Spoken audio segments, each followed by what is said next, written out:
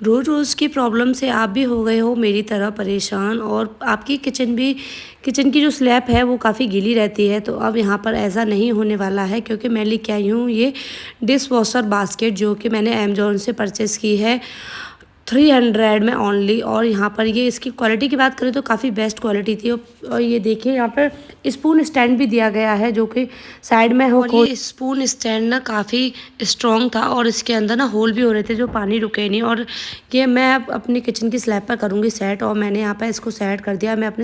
अब मैं इसको अच्छे से चेक कर रही हूँ ये वर्क करता है या नहीं। और मैंने सारे बर्तनों को धुल कर ना इस बास्केट में रख दिया था। और ये देखिए किचन की स्लैब पर तो पानी की एक बूंद भी नहीं आई थी। और ये देखिए मैंने अपने इसका बर्तन को सेट करने के बाद मैंने बास्केट को एक साइड में रख दिया है, ट्रे का पानी फैला दिया है मैंने सिंक में।